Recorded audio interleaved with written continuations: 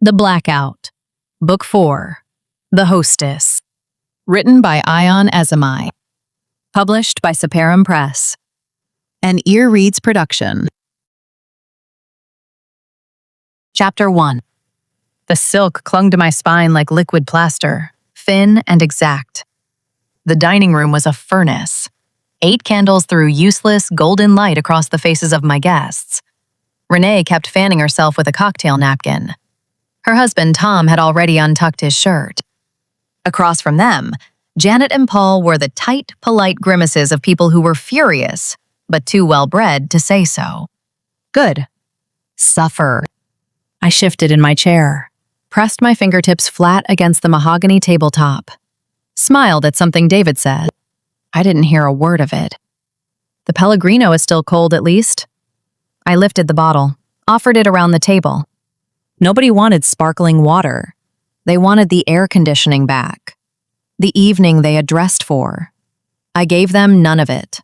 Candlelight and a hostess smile, and my eyes on the dark window. Mark and Aaron's house sat across the cul-de-sac like a black monolith. Not a single light. Not a single silhouette moved past a window. I'd been watching that house for 40 minutes. The power had been dead for 40 minutes. In all that time, the neighborhood had remained perfectly, suffocatingly still. Screaming should have started by now. Linda should have come apart at the seams. Car doors should have been slamming. But no voices pitched high and ragged carried over the fence lines, despite the 3 weeks I took to compose the text. 3 weeks choosing every word. The right detail. The right timestamp. She's with him right now. Check the basement. I sent it at 7:50 p.m., 10 minutes before the lights went out. Linda had read it. The 2 small check marks turned blue. I watched them turn blue. So where was the explosion? Evelyn. David's hand found my arm. His touch was gentle, oblivious. Did you hear Janet? She's asking about the Andersons' place in Tuscany. I turned back to the table. Divine, I said. Absolutely divine. Janet lit up. Launched into something about a vineyard and a private chef. I made the right noises at the right intervals. My eyes drifted back to the window without my permission. Nothing moved. Every house a sealed black box. She should have gone by now. Linda was not a patient woman. That was one of the reasons I had chosen her. I knew exactly how she would react. I had watched her at block parties for 6 years, watched her track Greg's eyes across a room, watched her jaw tighten whenever Aaron laughed too loudly at one of his jokes. Linda was a coiled spring. One precise nudge was all it required. I had given her the nudge. Tom topped up his own wine. Bad manners. I let it go. David started in on some story about the club's new golf pro. Renee laughed on cue. The candles threw their shadows up the walls, and I stared at that dark house. I thought about Linda reading those words in the blue glow of her phone screen. She's with him right now. Check the basement. I had imagined the moment so many times. The sick lurch in her stomach. The way her face would go very still before it went very ugly. The moment a suspicion she had quietly carried for months became an undeniable fact sitting in the palm of her hand. I had really given her a gift. The gift of certainty. So why was it so quiet? A woman like Linda didn't read a text like that and sit quietly in the dark. She detonated. She confronted. She made everyone in a half-mile radius fully aware of her feelings at maximum volume. That was Linda. Loud and righteous, and absolutely unable to let a wound go unattended. The silence had no explanation. My smile stayed in place. My spine stayed straight. But something cold moved through me. Low. Slow. Through my chest. This isn't right. More wine? I reached for the bottle without waiting for an answer. Tom pushed his glass forward. I poured. My hand was perfectly steady. Years of practice had built a wall between what I felt and what I showed. The wall was reliable. It had never failed me at a dinner table. But my eyes went back to that window. The dark house. Perfectly still. An hour ago, I had sat in this same chair feeling the quiet thrill of a plan finally in motion. The satisfaction of a woman who has pulled exactly the right thread at exactly the right moment. That woman felt very far away now. Janet said something that made Paul groan and wave his hand. The table laughed. I laughed with them. My timing was perfect. It always was. But the cold feeling spread. It moved up through my chest, settled at the base of my throat. Where is she? The candles guttered in a draft from somewhere. The shadows lurched across the walls. For just a moment, the whole room tilted. Wrong. Like something fundamental had shifted while I was busy performing. I set the bottle down. I smoothed the front of my silk blouse. I pressed my smile back into place and looked at my guests. 4 people with no idea what I had set in motion tonight. Eating, drinking, talking about Tuscany. While outside, in the hot, suffocating dark, my plan sat in complete, unreadable silence. I stared at the black window. The neighborhood was dead silent. Too silent. Something was wrong. Chapter 2. David pushed his chair back. The scrape of wood on tile cut right through Janet's story about the vineyard. Everyone looked at him. He had that look on his face, that broad, capable, I'll handle this look that I had married and slowly grown to resent over 14 years. All right. He placed both palms on the table. This is getting ridiculous. Tom straightened, grateful. A man rescued from the performance of pretending he wasn't miserable. I'm pretty sure we have heavy-duty camping lanterns somewhere, David said. He looked at me. The big ones, battery-powered. Didn't we put them in your office? Top desk drawer? The bottom dropped out of my stomach. Not the top drawer. The false bottom of the second drawer. But David didn't know about the false bottom. He didn't know about the second drawer. He didn't know about the cheap, prepaid phone sitting inside it. Or the thread of messages on that phone. Or the text I had sent to Linda at 7:50 p.m. He didn't know about any of it. And as long as he went to the top drawer, found the lanterns, and came straight back down, he never would. I think you're right, I said. My voice came out perfectly level. A small miracle. Top left, under the spare chargers. He nodded, satisfied, already moving toward the hallway. Renee pressed her hands together. Oh, thank God. I feel like I'm melting. You look gorgeous, I told her. Automatic, effortless. She laughed. Paul refilled his own glass. Tom was already leaning back in his chair, the tension bleeding out of his shoulders at the mere promise of light. David disappeared into the dark hallway. His footsteps went toward the stairs. Even, unhurried. The footsteps of a man who had absolutely no idea he was walking toward the one object in this house that could detonate my entire life. I picked up my wine glass, set it back down without drinking. Top drawer. He said top drawer. He'll find the lanterns and come straight back. But David was thorough. That was his nature. He was the man who read every clause of every contract, who reorganized the garage every spring, who color-coded the circuit breaker panel because he felt the labels that came with the house weren't precise enough. If the lanterns weren't immediately obvious, he wouldn't stop at the top drawer. He would keep looking. He would pull open the second drawer, feel around in the dark. His fingers would find the slight gap at the edges of the false bottom, the one I installed myself in 20 minutes with a YouTube tutorial, feeling ridiculous and necessary in equal measure. He would lift it. And everything underneath it would end us. Janet said something. I responded. I had no idea what either of us said. My heart was a fist slamming against the inside of my chest. Hard, insistent, furious. Stay calm, stay at the table. He'll find them and come back. Renee was fanning herself again. Tom checked his watch. Paul swirled his wine and studied it with the reverence of a man with nothing useful to contribute. I counted David's footsteps, heard him reach the landing, cross the upstairs hallway. the soft sound of the office door swinging open. Silence. Then the distant, unmistakable sound of a desk drawer rolling open. My fingers found the edge of the tablecloth. I pressed down, hard, grounded myself in the texture of the linen because my body wanted to stand up and run. And I could not stand up and run. Janet laughed at something Paul said. The candle flames swayed. Another drawer. No. The sound was faint, muffled by the ceiling and the heat.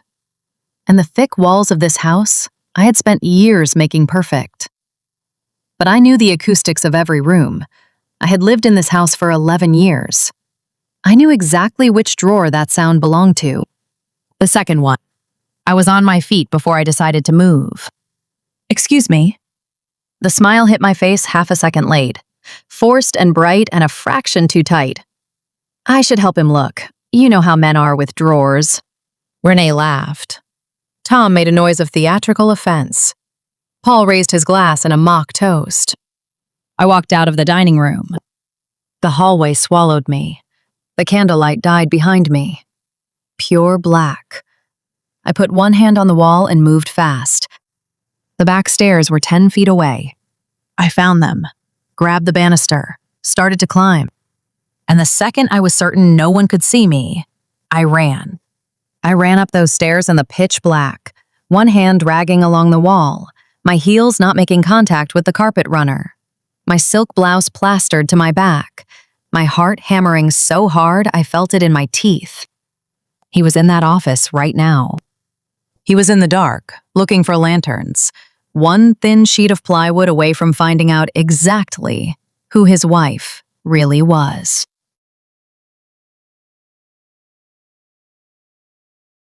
Chapter 3. The hallway was an oven. No windows open up here. No cross breeze. The heat had nowhere to go, so it just sat, dense and stale and pressed flat against the ceiling like something alive. I felt it on my face the moment I hit the landing. I saw the light too.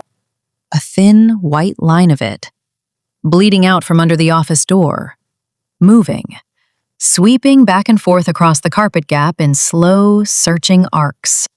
He was still looking. I crossed the landing in 4 steps, reached the door, pressed my palm flat against the wood for exactly 1 second, long enough to breathe, long enough to build the performance from the ground up. Then I pushed it open.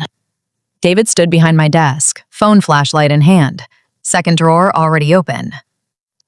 My heart stopped. He hadn't found the false bottom yet. I could see that immediately. The beam was aimed at the back of the drawer, sweeping over the jumble of spare chargers, rubber bands, and the dead wireless mouse I kept meaning to throw away. He was being methodical, working front to back. He had maybe 10 seconds before his fingers found the slight ridge at the drawer's base. There you are. I made my voice soft, slightly breathless. Not from running, never from running, but from concern, from being a woman who had come upstairs to help. David looked up. The flashlight beam swung toward me, and I squinted against it. Found the chargers, he said. No lanterns yet. They might be in the closet. I stepped fully into the doorway, leaned my shoulder against the frame, crossed my arms loosely over my chest in a way that said, exhausted, not blocking. I'm so sorry about all this, by the way. The timing is just... I let my voice catch. Not much, just a fraction, just enough. David's attention shifted, a compass needle swinging toward a magnet. 14 years of marriage had given me an encyclopedic knowledge of his emotional pressure points. He was a fixer, a provider, a man who needed to feel needed. So I needed him. It's fine, he said, on reflex. It's just a blackout. I know. I pressed my fingers to my temple. It's just, the food is ruined, the wine is getting warm, and Janet keeps making that face. What face? You know the face. He made a short, knowing sound. Set the flashlight down on the desk, beam pointing at the ceiling. The room filled with diffuse pale light. I kept my eyes off the open drawer with the effort of someone trying not to look at a wound. Go back down, I said. Please, keep Tom from drinking everything before Paul gets a chance. I'll find the lanterns and bring them down. I don't mind looking. David. I softened it, tilted my head, let the faintest trace of genuine pleading into my voice, the one real thing I would allow myself in this entire performance. I need you down there. I can't run the table alone in the dark. You're better at this than I am. That last part was a lie so complete it almost made me laugh. But it was the right lie. I watched it land, watched his shoulders drop a half-inch, watched the fixer in him recalibrate. The desk could wait. His wife needed him. The guests needed him. The situation needed him. David picked up his phone. Okay. He pointed the flashlight beam at the floor between us. Don't be long. Renee is starting to spiral. 2 minutes, I promise. He walked toward me. I stepped aside, made room in the doorway, let him pass close enough that his arm brushed mine.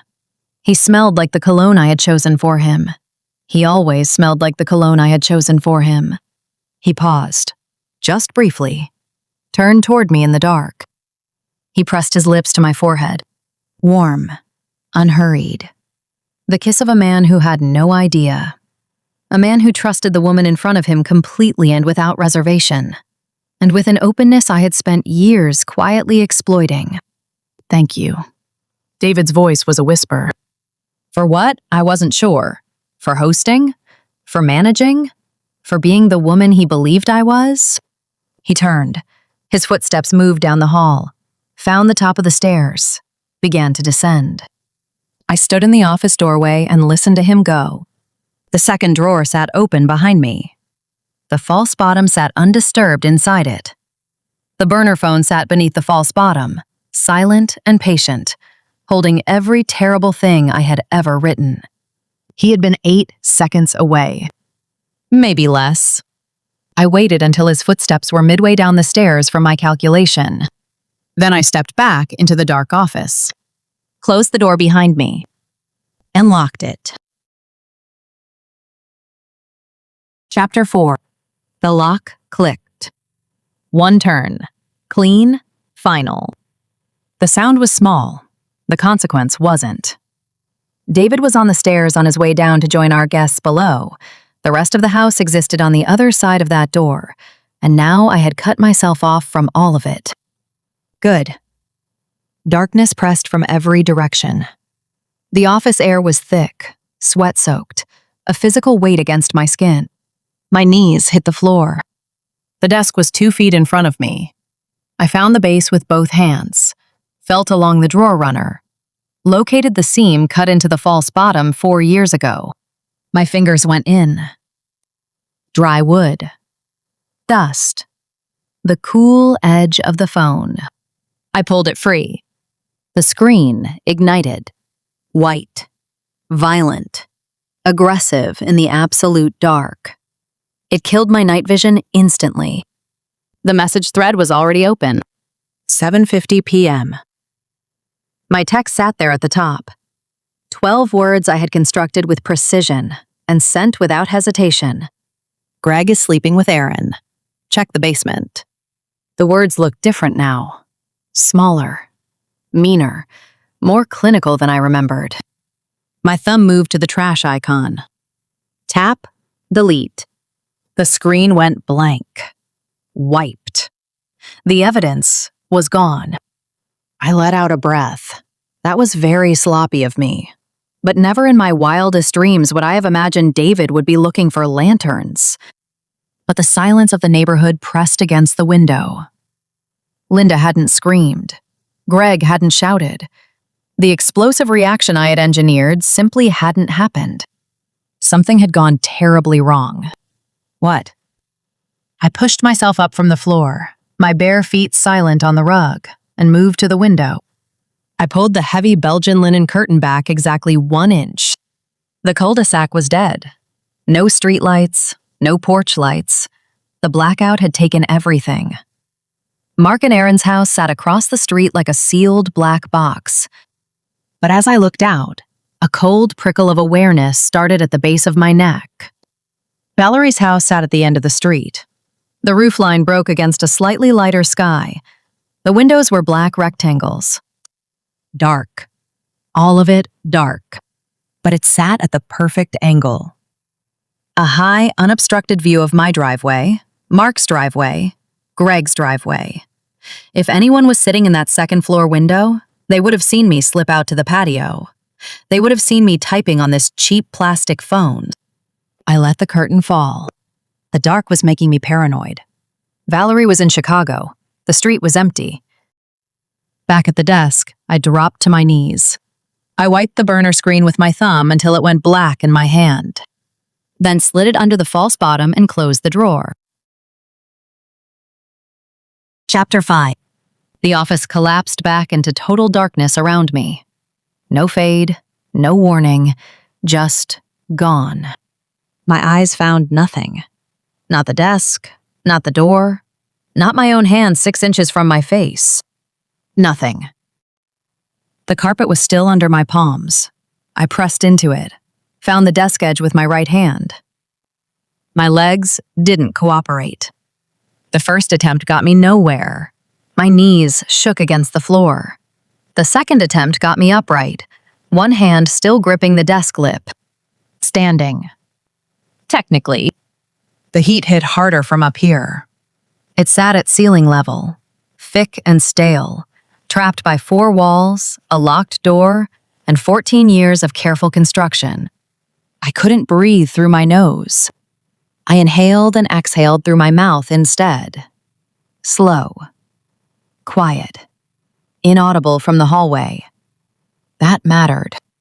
I stood still. Listened. The hallway outside the door gave nothing back. Muffled voices from below. The faint scrape of a chair on hardwood. Someone laughed at something. The party continued in the dark like a living thing, unaware of what sat a floor above it. The silence of the street pressed at the window behind me. I didn't turn around. I already knew what was out there. Nothing. Dead, dark. The blackout had taken everything. Linda still hadn't screamed. Greg still hadn't shouted. The explosive reaction I had engineered simply hadn't happened. The night had stepped off script. The thought arrived flat. Clinical. The way a diagnosis arrives before the fear does. I kicked off my heels, stood in my bare feet on the rug. The footsteps hit the top of the stairs. Heavy, unhurried, confident in the way David's footsteps always were. The footsteps of a man with no reason to move quietly in his own house. My whole body went still. The footsteps came down the hall. 4 steps. 5. They stopped outside the office door. The knock came hard. 3 strikes against the wood. His fist, not his knuckle. The sound filled the room. Evelyn. His voice through the door was muffled but clear. Even. Entirely ordinary. Did you find the lanterns? The domestic normalcy of it stopped my lungs.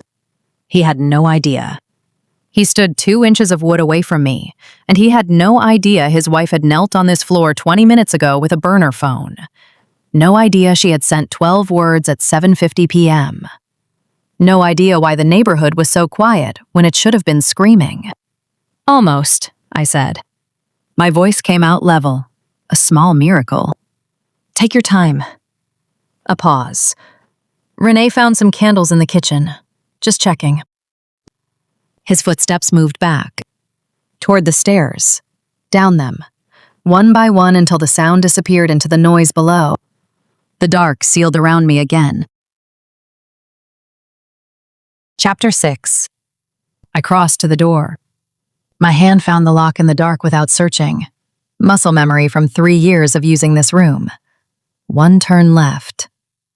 The mechanism released with a click that sounded in the silence like a gunshot. I stopped. Listened. The hallway gave nothing back. The voices below continued. Someone said something about the wine. Someone else laughed. I opened the door. The hallway air hit me first. Marginally cooler than the office. Not cool, just different. The difference between a closed fist and an open one. I stepped out. The carpet runner was soft under my feet.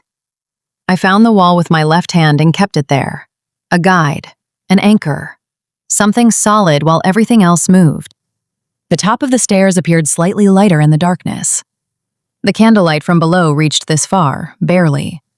It painted the uppermost step in faint amber. I moved toward it. First step. The wood held silent. David had fixed the creak on this one 2 summers ago. I had asked him 3 times before he did it. Second step. The amber deepened, the voices sharpened. Third step. The heat climbed. It rose from the dining room in slow waves. David and our guests, 4 candles, no air conditioning, and all that warm wine breath pushed upward through the open stairwell like something with intention. Fourth step. Renee's voice separated from the noise. Honestly, if it goes much longer, I'm driving home before it's too dark to... Fifth step. Tom's voice cut across hers. It'll flip back on. These things always flip back on. Sixth. The dining room materialized in pieces.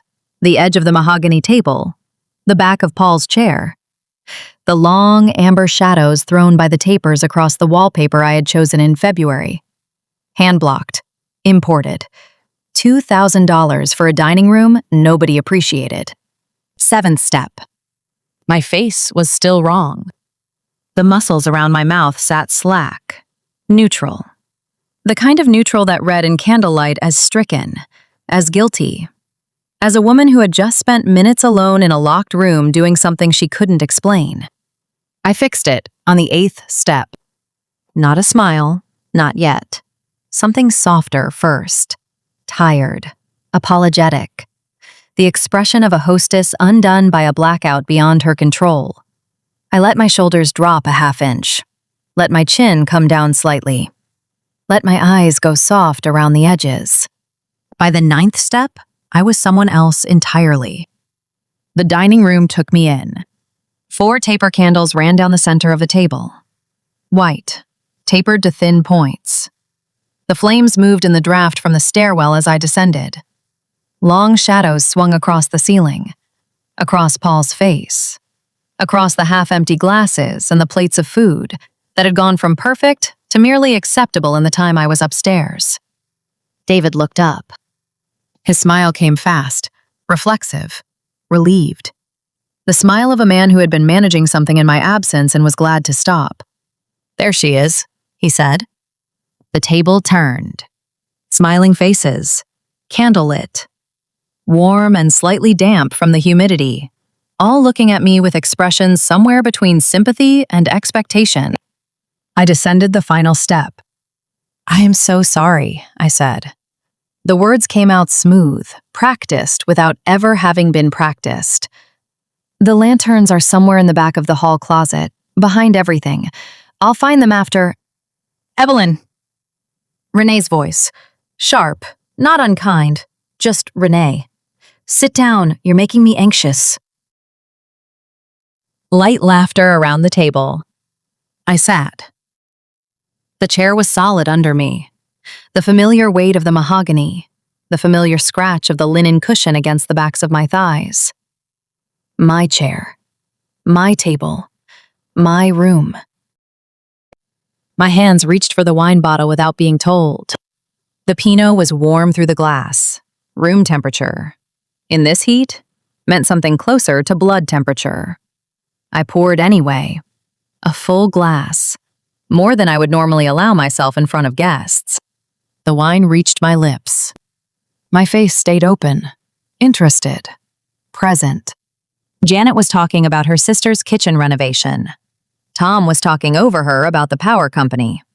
Renee fanned herself with a cloth napkin and made the face David and I had privately named the Renee Grimace for 11 years. Normal. All of it absolutely normal. The nausea arrived without escalation. No warning, no build. It simply appeared, fully formed at the base of my sternum. A cold pressure, specific and anatomical. The kind of nausea that had nothing to do with food. My smile didn't move. I built that over decades. It did not respond to internal weather, load-bearing and invisible. David caught my eye from the other end of the table. He raised his glass slightly. A small gesture, private, the shorthand of a long marriage. You okay? I raised mine back. The shorthand of a longer lie, perfectly fine. The iPhone sat on the mahogany to the right of my glass, face down where I had left it before dinner. Before the blackout. Before 7:50 p.m. and 12 words I'd texted to Linda. The screen detonated. White, sudden, violent in the low candlelight. The glow bled from the sides and spread across the mahogany in a perfect rectangle. It lit the underside of my wineglass from below. Not the burner. My phone. My real number. The one registered to my name. The one David had. The one my mother had. The one attached to my identity in every database that mattered. The screen blazed and waited. My hand didn't move. Janet was still talking about the kitchen. Tom was still talking about the power company. The candle nearest to me guttered in some invisible draft and threw my shadow long across the wall. The screen kept blazing. I didn't move. The table continued. Janet, Tom, the candles. Everything exactly as it should be. I contemplated. Chapter 7. David's voice stopped mid-sentence. The pause lasted less than a second. The shift in his attention arrived the way a draft did. Barely there, then present. Not dramatic, just present. His eyes dropped to the phone. You should check that. Might be the power company. The table murmured. General agreement, nodding in the candlelight. My smile stayed exactly where it was. You're probably right. My right hand moved to the phone, unhurried. The gesture of a woman mildly inconvenienced, not a woman whose heart had stopped 2 seconds ago when that screen lit up. My fingers closed around the frame. The phone came off the table in one motion. Not up, across. I drew it toward my lap below the table edge, below the mahogany lip, below the sightline of every person seated around me. My left hand came down to meet it. A natural shift. A woman settling the phone in both hands the way anyone does when they read at a table. The screen faced my stomach. The glow disappeared from the room. Gone from the mahogany. Gone from the underside of the wineglass. The candlelight reasserted itself, warm and uniform, and the table resumed its noise. Janet picked up her sentence. Something about marble countertops. Tom's voice followed. The phone sat in my lap. The face recognition fired. A single pulse of the front camera, invisible to everyone. The lock screen dissolved. One message. Unknown number. A photograph loaded first. Grainy. Dark. Taken from a high angle. A figure crossing the dark lawns between the houses in a stumbling, erratic line. The shirt was wrong. The fabric across the chest and collarbone stained black in the low light. The hands coated in it. Blood. Whoever this was, they were covered in blood. My thumb moved to zoom. The image degraded, grainy, unstable. The face caught between shadow and the faint smear of moonlight, enough to read the jawline, the hair, the particular way the shoulders carried themselves. Aaron. A cold shot through me despite the heat and the blackout. My text had sent Linda to that basement. Greg and Aaron had been down there. And now Aaron was crossing the lawn at 8:12 p.m., covered in blood. It only meant one thing. Something had gone terribly wrong. Something I could not undo. A text bubble sat directly beneath the image. I know about the burner phone. I know your text caused this. Send David outside to check the security panel. Do it now or I send him the picture. The air left. Not fast. Not in a gasp. It left the way water drains. Completely. From the bottom up. Until there was nothing left to breathe with. My diaphragm sat still. My face did not move. The smile held. The posture held. My left hand rested on the table beside my wine glass in a position I had not consciously chosen and could not now consciously change. I read it again. What had happened? Send David outside to check the security panel. The photograph, the blood, the high angle of the shot. I hadn't been so far off about Valerie's house. The angle of the photograph, the steep downward geometry of it. Someone had been up there, high enough for that shot, watching long enough to photograph Aaron crossing the lawn, to know about the burner, to know what my 12 words had started. Not a neighbor who happened to look out a window, someone who had been watching all of it. They didn't just see me, they saw the aftermath. They knew I pulled the trigger. A chain. This was not impulsive. Whoever sent this had the photograph ready, had my number, had been watching long enough to know David would go to a security panel without questioning it if I asked. This was prepared. My thumb moved to the home button, locked the screen. The glow died in my lap. Everything okay? David from the far end of the table quieted by half. Faces turned. It's nothing. The words arrived before I chose them, practiced and autonomous. Automated alert from the security system. The backup battery tripped. Murmurs. Nodding.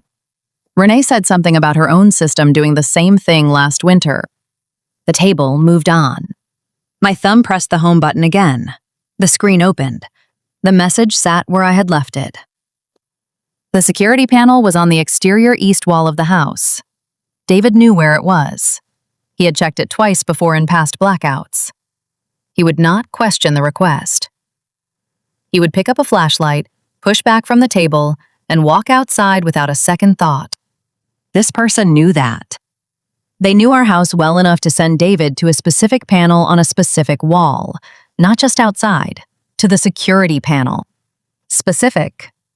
Particular. The kind of specific that required proximity.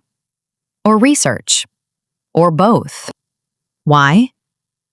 My lungs started again. Shallow. Controlled. The phone screen dimmed in my lap. I tapped it back on. The message waited. Patient and absolute. An ultimatum with a deadline it hadn't bothered to specify, which was worse than any countdown. A countdown could be calculated. This had no edges. Do it now. Now was already moving. Every second I sat still was a second this individual spent deciding whether now had expired. My eyes came up. The table spread before me. David, our guests in the candlelight. Warm faces, half-empty glasses. The specific, oblivious comfort of people who believe the worst thing happening tonight was a blackout. David sat at the far end. His jacket was off. His sleeves were rolled to the elbow. He was in the middle of a story about something. His hands moved. His voice carried. 14 years. He had no idea. The phone sat on my lap. The message sat inside it. My mouth opened. David. My voice came out at the right volume, the right register. Not loud enough to alarm, not soft enough to go unheard. He looked up. Could you check the security panel? The exterior one. A pause, calibrated. It's throwing alerts. The cellular backup might need a manual reset. He looked at me for 1 second. Just one. Then he pushed his chair back. Sure. Tom, hold that thought. He picked up his phone and tapped on the flashlight. His footsteps crossed the dining room. The back door opened and closed. Gone. The table filled the silence immediately. Tom resumed his story. He didn't hold the thought. Janet topped up her glass. The candles burned. I set the phone face down on the table.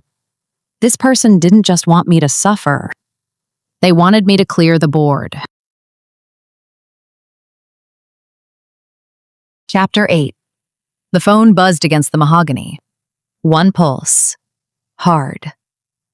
The screen flared white, and the vibration rattled the base of my wine glass. The table noticed. Not dramatically. A glance from Renee. A pause from Tom. The small collective attention of people who had been watching me check my phone once already. I scooped it up, back to my lap like the last time. Facial recognition fired. It turned on. The message was short. 4 lines. Brutal in the way that only instructions can be brutal. No explanation, no context, no negotiation. Go to the front porch. Leave the phone on the table. Do it now. The dining room continued around me. Janet's voice. The candle nearest the centerpiece throwing its light against the ceiling in slow oscillations. The warm, close smell of several people and cooling food in an unventilated room. The phone sat in my hand. 2 messages now, each one specific, each one stripping something away. First David, now the phone itself. A chain. Each link deliberate. Whoever this was understood exactly how it worked. What to demand first, what to take second. This was architecture. Leave it. That was the instruction. Leave the only line of communication I had. Leave it face down on the mahogany with the guests and the candles, and walk out of this room with nothing. No camera, no message thread, no record of what had been sent to me. Exposed. I set the phone on the table. Face down. Deliberate. Like a woman who had simply finished reading something unremarkable. My fingers left the frame without hesitation. The performance demanded no hesitation. The smile was the problem. For the first time tonight, the smile required active effort. The muscles beneath it labored. The specific effort of holding a particular arrangement of my face against the weight of what sat behind it. I pushed my chair back. The legs scraped against the hardwood. The sound was too loud during the brief conversational lull, and I let it stay that way. A woman standing up from dinner was allowed to make noise. "I need a moment," I said. "The heat." Renee made a sympathetic sound. Go. We're fine." Tom raised his glass in acknowledgement. David was already outside. The table was already managed. I walked out of the dining room. The foyer took me immediately. The candlelight from the dining room reached only this far. 2 steps past the doorway, and the dark became total. The foyer was a different environment entirely. No bodies, no breath, no warmth from other people. Only the heat of the house itself, stored all day in the walls and the ceiling and the hardwood underfoot, radiating outward now with nowhere to go. My hand found the foyer table by memory. Fingers trailed its edge. The bowl where we kept the keys. The small lamp David had chosen and I'd never liked. The front door was 8 feet ahead. The proportions were familiar. The shape of the door in the dark was familiar. 14 years of leaving and returning through the same frame. I crossed to it. The deadbolt was engaged. My thumb found the turn mechanism. Cold brass. The only cold thing in the house. 1 rotation. The bolt disengaged with a sound like a bone separating. Clean. Final. The handle came down under my palm. The door swung inward. The outside dark opened up. The porch. The front steps. The cul-de-sac beyond, still and lightless. I stepped through. The heat was a wall. Not the trapped, stale heat of the sealed house. Something alive. The outdoor air sat at the same temperature, but it moved differently. It pressed against my face with a specific, humid weight. My lungs resisted it for 1 full second before they adjusted. The cicadas were everywhere. They were not background noise. They occupied the air completely. A solid, unbroken wall of sound from every tree on every property. The cul-de-sac was invisible in the dark, but the cicadas marked its edges. The tree line to the left, the hedgerows along the Pattersons' property, the old oak at the end near Valerie's driveway. All of it, singing, screaming. I moved to the porch railing. The wood was rough under my palms. The paint was peeling at the far edge, a maintenance item on a list I had not addressed. My fingers closed around it anyway. The east wall of the house was 20 feet to my right. The security panel sat flush against the siding, chest height. David knew exactly where it was. He would have gone straight to it.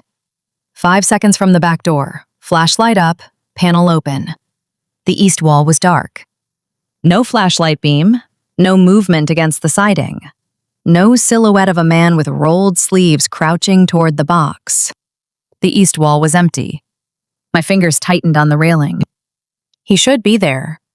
He had left the table 4 minutes ago. Maybe 5. The breaker panel was 30 seconds from the back door on a direct line. He should be there. Or he should be back inside. Or he should be visible somewhere on the property. The dark gave nothing. The cicadas filled it instead. Then the street erupted. Not gradually. Not a voice rising toward a shout. A full shout. Immediate, already at its apex. A man's voice at absolute volume. The kind that strips language down to pure force. A second voice answered it. 2 men, screaming. The sound came from the direction of the Pattersons' driveway. From the dark stretch of pavement between Greg's garage and Mark's front steps, it rolled across the cul-de-sac, hit the front of the house, and came back, distorted. Mark. Greg. The voices resolved into shapes I recognized. Not words yet, not sentences, just the specific register of 2 men in physical conflict. The breathless, ragged quality of voices pushed past their limits. My hands left the railing. The porch held me in place for 1 more second.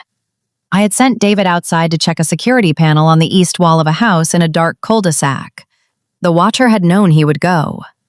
The watcher had designed it. Not to isolate me. The watcher didn't send David outside to isolate me. He sent him out to pull my husband into the blood. Chapter 9. My feet left the porch. The steps came fast. 1, 2, 3. The wood gave way to the front path. The front path gave way to the asphalt. The asphalt was wrong. Hot. Not warm. Hot. The day's heat still trapped in the blacktop radiated upward through the soles of my bare feet the moment they made contact. The sensation was specific and total. I ignored it completely. The screaming pulled me forward. Both voices. Still going, still at full volume, still carrying that breathless, ragged quality of men past the point of language. The sound came from Greg's driveway. 40 feet. 50. The dark swallowed the distance between us, and I ran into it anyway. The asphalt pushed back with every step. My feet found the seam between properties. The slight ridge where Greg's driveway met the street. My right foot caught it. My balance went sideways. One hand came down, grazed the asphalt, hot and rough and immediate. Up. Keep moving. A shape materialized out of the dark ahead. Tall. Still. Standing at the edge of Greg's property line with its back to me. David. The flashlight was in his right hand, aimed forward, the beam cutting across the driveway in a flat, white line. He didn't move. My shoulder hit his arm as I pushed past. He made a sound. Not a word. Just breath forced out by the contact. I cleared him. The flashlight beam swept with his turning body, and for 1 second it crossed my path and lit the asphalt beneath my feet in sharp relief. Wet. Dark. A smear across the concrete in an irregular line. Blood. Not fresh. Dried to a darker shade, interrupted by marks. The Mercedes was 10 feet ahead. Mark had Greg against the rear quarter panel. Both of them visible now inside the spill of David's flashlight. Mark's left forearm pressed across Greg's collarbone. Greg's hands were up, palms out, his head turned to the side. Mark's right hand held the wrench. Iron. Long-handled, the kind from a toolbox drawer, heavy enough to torque a lug nut, heavy enough to do something else entirely. The wrench came up. Mark's voice broke into words for the first time. Raw. Stripped down to pure desperation. Where is she? Where is Erin? Open it. The wrench came down on the trunk lock. The sound was not a crack, Not a pop. It was a crunch. Metallic and dense and final. The kind of sound a joint makes when it separates under force. The lock mechanism took the blow full on. The frame around it deformed. The metal buckled inward in a shallow dent. Mark raised the wrench again. Greg said something. A word. Maybe a name. The sound of it disappeared under the second blow. The second blow was harder. The trunk lid jumped. The lock gave completely. Not cleanly. Not in any mechanical, designed way. It tore. The housing sheared from the frame, and the lid sprang upward with a squeal of stressed metal. The hinges took the full weight as it flew open and locked there. The smell arrived before the light reached it. It came across the driveway in a slow wave. Thick. Biological. The specific, unmistakable compound of blood and heat and sealed space. It hit the back of my throat and sat there. David's flashlight beam swung to the trunk. A girl, curled tight against the driver's side wall of the trunk. She lay on her side, knees drawn up hard toward her chest, arms wrenched violently behind her back. A thick plastic zip tie bound her wrists together. The rigid plastic bit deeply into her skin. Her shoulders shook uncontrollably. She lifted her head. The flashlight caught her face full. Young. 15. Maybe 16. A girl from the cul-de-sac. I knew her face the way I knew all the faces on this street. From a distance. From the window. From the particular, incurious awareness of a woman who noted her neighbors without engaging them. The scream arrived. It came out of her in a single, sustained note. Pure terror. Unfiltered. The kind of sound the body makes when language has failed it entirely. It filled the driveway. It filled the street. It bounced off the house fronts and came back, distorted. And she kept going. My eyes stayed on her face. Then they moved. Not by choice. The way eyes move when something at the edge of the frame refuses to stay peripheral. Something beside her. Something that didn't move the way the girl moved. Didn't shake. Didn't breathe. Just occupied the space. David's flashlight beam shifted left. The shape resolved slowly, the way shapes do in bad light when the mind is already resisting what it's being shown. A woman. On her back. One arm folded wrong beneath her. The tarp had been pulled away or fallen open. I couldn't tell which. The beam caught the side of her face. The stillness of it. The particular, absolute stillness that has no equivalent in the living. Linda. Not the Linda I had constructed in my mind over 6 years of block parties and careful observation. Not the coiled spring. Not the righteous, loud, impossible to ignore force of nature I had chosen precisely because I knew how she would react. This Linda was still. The half-open eyes caught David's flashlight beam for one fraction of a second and held it, and gave nothing back.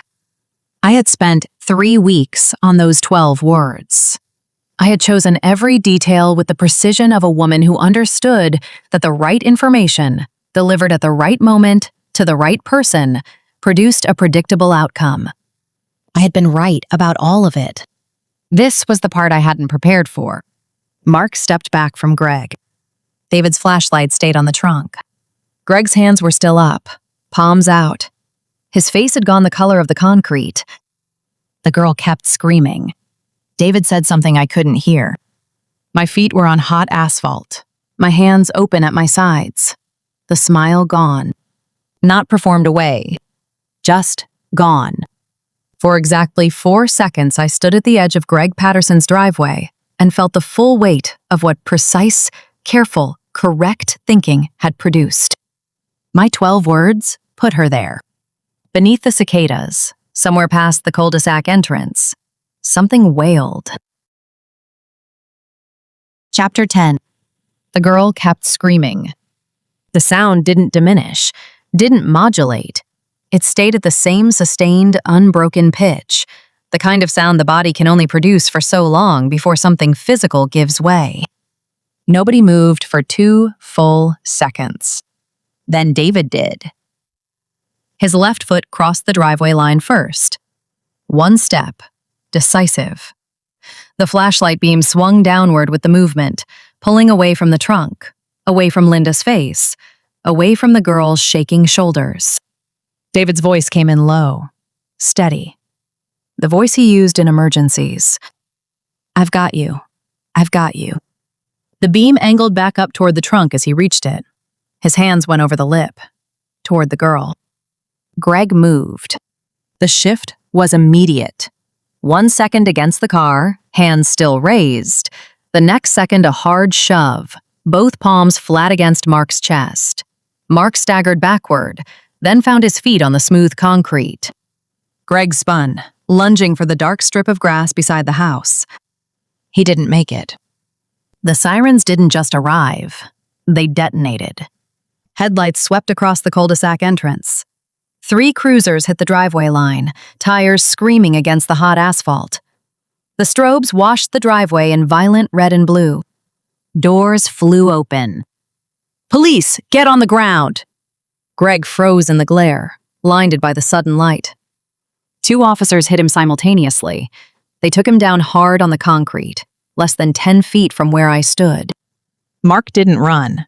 He stood over them, his chest heaving, the heavy iron wrench still gripped tightly in his fist. "Drop the weapon! Drop it now!" A third officer had his sidearm drawn, leveled directly at Mark's chest. A laser sight cut a sharp red line through the humid dark. Mark froze. He looked at the officer, then at the wrench in his hand, like he didn't know how it had gotten there. His fingers opened. The iron hit the asphalt with a heavy, ringing clang. Mark sank to his knees. He raised his empty hands and stared down at Greg with eyes that no longer looked human. "Why?"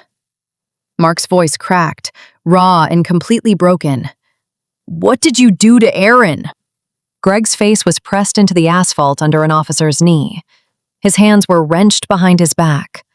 But he lifted his head, wild and desperate, and screamed over the radio static. "I didn't mean to.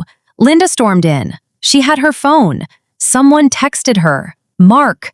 Someone told her we were down there." The words hit the humid air and hung there. My feet had not moved. The asphalt was still hot beneath them. "Someone knew," Greg sobbed into the pavement, thrashing under the weight of the officers. "Someone in this neighborhood set us up. They made her come down there." The screaming stopped. Not gradually, the way a switch flipped. One moment the sound was everywhere, and then David's voice replaced it. Low, steady, the voice he used when things needed managing. The girl's screaming compressed into something smaller. Wet, exhausted, still alive. The cicadas filled the space it left. Chapter 11. The strobe lights cycled. Red, blue, red, blue. The rhythm was mechanical and relentless. Each pulse threw the driveway into full bleached visibility before pulling it back. The Mercedes in sharp relief, then gone. The open trunk, then gone. David's face, then gone. The light found me. 1 pulse. 2. The red wash crossed my position at the driveway edge and moved on. But it would come back. The strobes didn't stop. They cycled and cycled, and every 3rd or 4th rotation, the geometry was going to put me in full view of 6 officers with flashlights, already swinging in my direction. The officers converged on the trunk. 2 went to David. 1 put a hand on his arm, voice low, the specific register of law enforcement managing a civilian witness. David's arm stayed around the girl. His head turned toward the officer, but his body didn't move. The girl's face was in his shoulder. A 3rd officer hit the trunk with a flashlight beam. The beam held there for 2 seconds. Then the shout. "I need backup at the vehicle. I need backup now." The words that meant the canvas, the witness statements, the question of who was standing where and when was about to begin. The radio static doubled. My left foot moved backward. 1 step. Slow. heel to toe, transferring weight with the specific care of a person who could not afford the sound of a footfall. The asphalt accepted it without noise. The officers had their backs to the periphery. All of them. Every flashlight beam pointed inward, toward the trunk, toward David, toward the girl. The center of the driveway held every available unit of attention. The edges of that attention ended approximately 10 feet from the cruisers.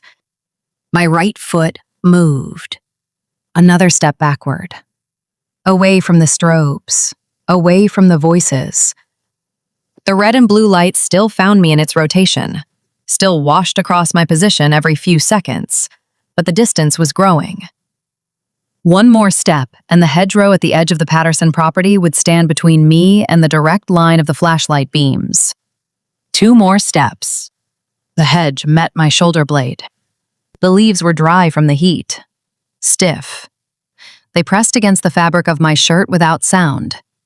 The branches behind them were close enough to snag hair, close enough to catch a sleeve.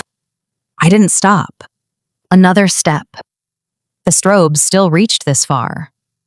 The red pulse crossed the hedgerow and lit the leaves in brief, violent intervals. But the officers' flashlights didn't follow. The flashlights stayed on the trunk, on Linda, on David's face while he answered the first question of what would become a very long series of questions. David. He would look for me. Not now. Now he was managing the girl and the officer and the radio noise and the open trunk 2 feet to his left. But in 10 minutes, 15, the first officer would ask for names, for addresses, for who else was present. David would turn. I wouldn't be there. The explanation for that would come later. It would have to. One problem at a time. My back foot found grass. The transition from asphalt to lawn was immediate. The grass was wet, slick with heavy summer humidity. It compressed silently underfoot. No scrape, no click. Just the soft give of damp earth beneath my bare soles. The dark deepened around me. One more step back and the strobes became peripheral. Still visible, still cycling their red and blue rhythm across the sky and the rooftops and the pale facades of the houses, but no longer landing on my skin. I turned. The cul-de-sac spread ahead in the dark. The same street I had lived on for 14 years. The same pavement, the same property lines, the same hedgerows and driveways and front walks I could navigate without light. The end of the street sat in total darkness. Valerie's house. The roofline broke against the slightly lighter sky the way it always did. The windows were black. The porch was invisible. The driveway was a shape suggested by the absence of lawn on either side. Dark. Still dark. But not empty. The photograph had come from the second floor. The messages to my real phone. The instruction to send David outside. The instruction to go to the porch. The instruction to leave the phone on the table. Each one timed. Each one precise. Each one issued from that dark house at the end of the street. Whoever sent them, the watcher, was still up there. Had to be. The police wanted the murderer. They would find him on the pavement with an officer's knee in his back. But Linda's phone was out there somewhere. In the basement, on the driveway, in her pocket when Greg brought her down. The moment an officer found it, the text existed again. 12 words, traced back to a burner, traced back to a purchase, traced back to a name. The watcher also knew. I needed to be gone before that started. I needed the watcher. Chapter 12. The lawn was wet. Not from rain. From the humidity alone condensing against the grass blades in slow accumulation over a sweltering, airless day. The dew soaked into the soles of my bare feet immediately. Cold against skin that had been burning on asphalt 30 seconds ago. The contrast was physical, jarring. I kept moving. The strobe still pulsed behind me. Red, blue. The rhythm painted the sky above the rooflines in alternating washes. The radio static carried across 2 properties. The voices carried further. With every step, they receded. It took several fast-paced steps across grass and asphalt. Then I approached Valerie's front walk. Each transition felt underfoot rather than seen. The cicadas filled everything the sirens left behind. Valerie's front walk was poured concrete. The texture changed under my feet. Smooth, slightly damp at the surface. The porch steps came 2 seconds later, 3 of them. My toes found the riser of the first. The porch boards were silent. Old houses creaked. Valerie's porch held. The boards were thick and well set, and they took my weight without protest. The front door was ahead. Dark wood, a brushed nickel handle. The kind of door chosen for its visual weight, its impression of permanence. I reached it. My right hand closed around the handle. It was unlocked. That stopped me for exactly 1 second. Valerie locked everything. The door being open meant someone had opened it. Someone who knew she was gone. Someone who had been inside long enough to feel comfortable leaving it that way. I went in anyway. The foyer was dark. The cologne hit first. Synthetic. Wrong for this house. Wrong for Valerie entirely. I stood still and let my eyes adjust and listen to the floor above me. Nothing. Then the creak of weight shifting. Deliberate. Patient. The staircase was to my right. I took it. The steps were carpeted to the landing, then hardwood. I kept to the wall edge where the boards were oldest and least likely to flex. 12 steps. I counted them without deciding to. The cologne was stronger as I went up. My breathing stayed shallow, nasal. The landing was now 3 steps above. 12th. It accepted my weight. The cologne was present now without searching for it. A clear, ambient fact of the air on the landing. The master bedroom doorway was 6 feet ahead, the door ajar. The strobe light from the street pulsed through the gap in thin, rhythmic slices. Red, blue, red. I pushed it open. Each pulse lit the room's interior for less than a second. A chair in the near corner. A dresser against the far wall. The window. The spotting scope on its tripod, aimed outward at the cul-de-sac below. A shape behind the scope. Not furniture. The strobe pulsed blue. The shape came into focus. A man. Back to the door. Looking through the scope. He watched the police work the driveway below with the same instrument, the same position, the same elevation that had produced the photograph sent to my phone. The blue light died. The room went back to gray nothing. I stood in the dark doorway and watched the watcher. Then the man behind the scope turned, unhurried, the way a man turned when he was expecting company. Chapter 13. I knew him. Not by name, by type. The neighborhood watch vest. The clipboard at block parties. The man who had knocked on my door 18 months ago about the placement of my recycling bin, who had stood on my porch with the specific, joyless authority of someone who had appointed himself to a role nobody else wanted. He was smiling. Not a caught smile, not embarrassed.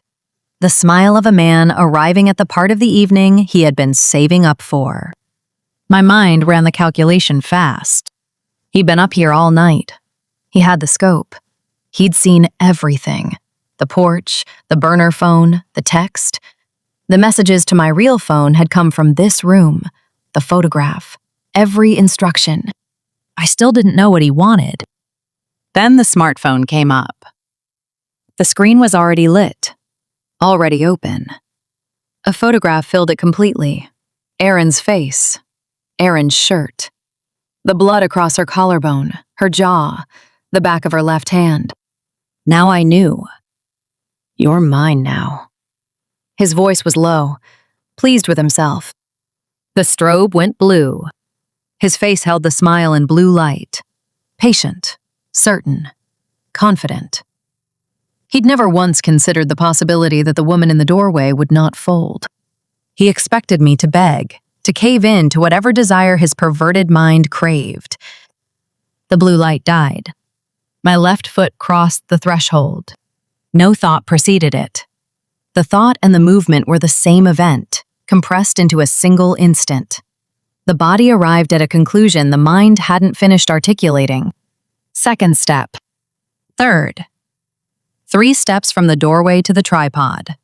Bare feet on Valerie's hardwood. Silent. Controlled. His smile changed. Not gone. Not yet. Just recalibrated. A fraction of uncertainty entered the corners of it. The specific micro-expression of a man whose model of the situation had just encountered new data. He started to say something. My hands closed around the spotting scope. The metal was cold, solid. The weight of it was immediate when my grip took it off the mount. Heavier than expected. Both hands necessary. Good. I didn't hesitate. The scope connected with the side of his head. The sound was dense and abbreviated and specific. A compression. A stop. The sudden end of all the air he had been about to use. His legs went. Not dramatically. Not in a stagger or a spin. They simply stopped doing their job. The knees buckled in sequence, left then right, and the rest of him followed at the speed of a controlled demolition. He hit the hardwood floor. The smartphone left his grip on the way down. The screen caught the next strobe pulse as it slid. Red light across the glass face. The photograph still visible. Aaron still filling the frame. The phone traveled 3 feet across the hardwood before the far baseboard stopped it. I stepped over him. His chest moved. Shallow. Present. A dark line opened above his left ear and worked its way toward his jaw with the patience of something that had all the time in the world. The scope was still in both hands. I brought it down on the phone. Not a swing. A drop. Controlled. Vertical. The full weight of the instrument through my arms and into the glass face of the screen. The phone didn't shatter cleanly. It collapsed. The screen fragmented inward. The frame buckled at the midpoint. The internal architecture losing its geometry in a single, final event. I lifted the scope. The phone was a collection of parts held in proximity by habit. I crossed to Valerie's side table, pulled 3 tissues from the box, wiped the scope from objective to eyepiece, slow and thorough, every surface my hands had touched. Set it on the floor beside him.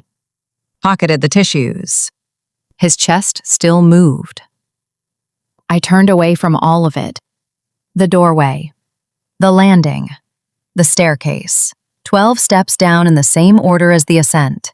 The same weight distribution. The same controlled transfer from heel to sole. The foyer accepted me at the bottom. The cologne still present. Still wrong. 2 more tissues from the foyer table. Wrapped my hand. Opened the front door. Wiped the interior handle. Wiped the exterior handle on the way out. Pocketed those too. The outside air arrived. The cicadas, the residual heat, the strobe still cycling red and blue above the roofline 2 properties away. I crossed the porch. The steps, the front walk, the lawn. My posture changed somewhere between Valerie's property line and my own. Not a decision, a restoration. The shoulders settled. The jaw released the tension it had held since the office floor. The hands opened from the half grip they had maintained since the scope left the tripod mount. The face came last. The muscles around the eyes first, then the corners of the mouth. Then the full arrangement. Assembled piece by piece in the dark crossing of a lawn, rebuilt from raw components into something recognizable. Something practiced. Something that had performed flawlessly for 14 years in every room it had ever entered. The driveway was 20 feet ahead.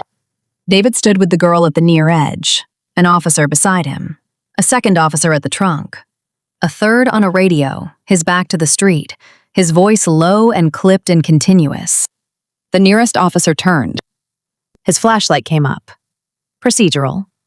The beam crossed my face briefly, then dropped to neutral. "Ma'am, did you see what happened here tonight?" The strobe cycled behind him. Red, blue, red. My shoulders sat at their correct angle. My hands rested open at my sides. I'm sorry. My voice carried exactly the right amount of shaken. I stepped outside for some air. I heard shouting and I froze. The officer's pen came out. Can I get your name and address? Evelyn Marsh, number 2, over there. I turned slightly toward my house, then back. Is everyone all right? The girl... We're handling it, ma'am. He wrote something. You didn't see anything before you came outside? I met his eyes. Nothing at all. Epilogue. The air conditioning came back at 7 in the morning. Not with drama. Not with any sound proportionate to the night it had been absent. A soft mechanical hum from the unit at the side of the house. A click from the thermostat in the hallway. And then the slow, deliberate exhale of cool air through every vent in the house. The temperature dropped a single degree in the first minute. Then another. The oppressive, body temperature air that had been sitting in the kitchen since 8 o'clock the previous evening began, for the first time in 11 hours, to move. I stood at the kitchen window with my coffee and watched the cul-de-sac wake up under a morning so bright it seemed designed to be ironic. The power grid, as it turned out, had not been hacked. There was no infrastructure attack, no coordinated failure, no conspiracy of the kind Tom had been confidently theorizing about over warm Pinot Noir at my dinner table. It was a summer grid overload. A routine, municipal, deeply mundane cascade failure. The kind that happened in the northeastern corridor every few years. Too many days above 95. Too many air conditioning units making simultaneous demands on an infrastructure built for a different century. A coincidence, that was all. A coincidence that had stripped the neighborhood of its electricity, its comfort, its certainty, and ultimately, its civility.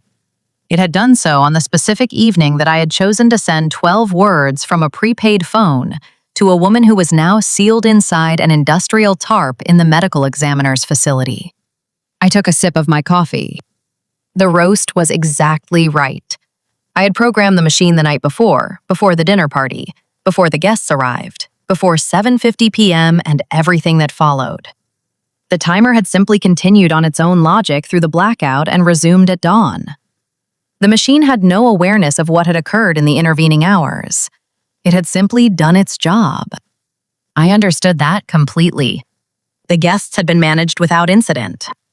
After returning from Valerie's house and talking with the officer, I washed my hands in the downstairs bathroom, smoothed my hair in the mirror above the sink, straightened the collar of my shirt with 2 fingers. I checked my expression, now fully reconstituted into something a dinner guest would recognize. Then I walked back into the dining room, with the practiced warmth of a hostess who had absorbed disruption. Only then did I release my guests from any obligation to stay. Tom had been easy. He wanted to leave. He'd wanted to leave for an hour. Renee had required slightly more management, because Renee always required slightly more management. But the promise of a proper dinner rescheduled for the following month satisfied her completely. Paul and Janet were already in the foyer by the time I reached them. They drove away, complaining about the humidity and the inconvenience of the grid failure. They were entirely oblivious to the blue and red lights strobing at the far end of the street. David was still asleep upstairs.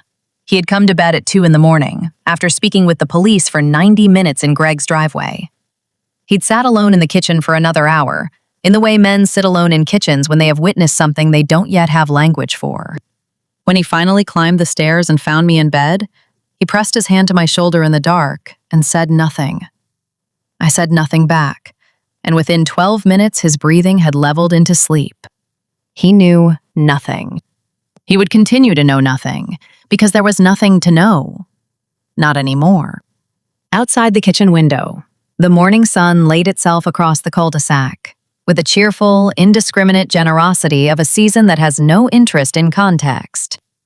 The crime scene tape caught the light and threw it back, yellow and white. It stretched across the entrance to Greg's driveway in both directions, staked to the Patterson lawn on one side and the base of the streetlight on the other. It moved slightly in the first faint suggestion of a morning breeze. Greg was gone. They had taken him sometime before 3. I had watched the cruiser's taillights from this same window, moving unhurried down the dark street, taking him somewhere that had fluorescent lights and a processing desk, and a room where everything he'd said last night would be said again, more carefully, with lawyers present. His driveway remained. The tape. The numbered evidence markers still visible on the concrete where the tarp had been. 2 CSI technicians moved slowly along the far edge of the property, their work unhurried in the way of people who had been at it all night and had stopped checking the time. Mark's car was still in his driveway. He hadn't gone anywhere. At some point, the lights in his kitchen had come on with the power. I had noted that too, and stayed on. A man who couldn't sleep in the dark after a night like that. A man sitting at his own kitchen table on the other side of the street, doing the same arithmetic I was doing, arriving at different answers. Chloe's parents had taken her to the hospital before midnight. I had watched that too. Her father carrying her to the car, the way fathers carried daughters they thought they had outgrown carrying. Her mother's hand on her back, still moving in those slow circles, all the way to the door. Alive. Mark had opened that trunk. That particular outcome had nothing to do with me. I looked toward Valerie's house. Aaron stood on the front walk, wrapped in an orange thermal blanket, speaking to a female officer. The fragmented, restarting quality of someone who had told the same story so many times, the words had begun to detach from their meaning. They had found her in the downstairs pantry, behind a shelving unit, the door pulled locked. She had survived a murder and a night alone in a stranger's house. She stood in the morning light looking like someone not yet sure which parts of herself had been left behind in the dark. Then the front door of Valerie's house opened. The paramedics came through with a stretcher between them, navigating the porch steps with practiced efficiency. The figure on the stretcher was elevated slightly. Not flat. Head and shoulders raised. The bandaging around his head was white. Clean. Extensive. Arthur. He was conscious. That had been the determination. Conscious, stable, and able to speak. The stretcher reached the front walk. His right arm came up from the blanket. One finger extended. The arm shook. Fine, visible tremor. But the direction was unambiguous. He pointed at my kitchen window. His mouth moved. Too far to hear. But the posture said everything. The detective followed the gesture. Her eyes found the window, found the glass, found the shape of a woman in a kitchen holding a coffee cup in the morning light. She held that gaze, then looked back at Arthur, then back at the house. Neutral, measured, professional. I took a slow sip of my coffee. The warmth moved down through my chest in a clean, even line. Arthur had no evidence, no device, no record, nothing recoverable. The phone was pulverized on Valerie's hardwood floor. The burner was wiped and dormant in my secret hiding place upstairs. The message threads on my real phone were gone. The scope had been wiped before I set it down. It took a few seconds in the dark while Arthur's chest rose and fell behind me. The door handle I wiped on my way out. The grass had been wet. My footprints, if they existed at all, existed in dew that would be gone before 7. The morning sun was already doing that work. And I had been outside. Everyone at the scene had seen me outside. A woman who stepped off her porch during a neighborhood crisis and walked toward the screaming, that was not a woman who needed explaining. That was a wife, a neighbor, a hostess whose dinner party had been interrupted. Nothing to find. Because I had ensured there was nothing to find. In the dark. Under pressure. In bare feet. In 11 minutes. The stretcher was loaded into the ambulance. The doors closed. The detective wrote something in her notepad, glanced once more toward the house, then turned away. The kitchen was cool now. Genuinely cool. The surfaces were clean, the counter wiped, The dining table reset with placemats centered precisely, equidistant from every edge. The house was exactly as it should be. Outside, the cul-de-sac was in ruins. Tape, cruisers, shock blankets. The neighbors would talk. They would form theories. They would not talk about me. Because there was nothing to say, nothing to see, nothing to find. The coffee was perfect. The house was immaculate. The morning was bright and merciless and entirely mine. I stood at the kitchen window and watched the ambulance pull away. And I felt it. The satisfaction. Clean. Total. Control was not something you maintained. It was something you reclaimed. Again and again. In the dark. With whatever was at hand. I had done it last night. I would do it again. The end. You've been listening to The Blackout, Book 4, The Hostess. The conclusion of the Blackout series. Written by Ion Esimai. Narrated by Ava Vale. An Ear Reads audiobook. Published by Suburban Press. Copyright 2026 by Ion Esimai. All rights reserved. Visit www.ionesimai.com to download your free copy of Perfect Road Trip and join the reader list for early access to upcoming psychological thrillers.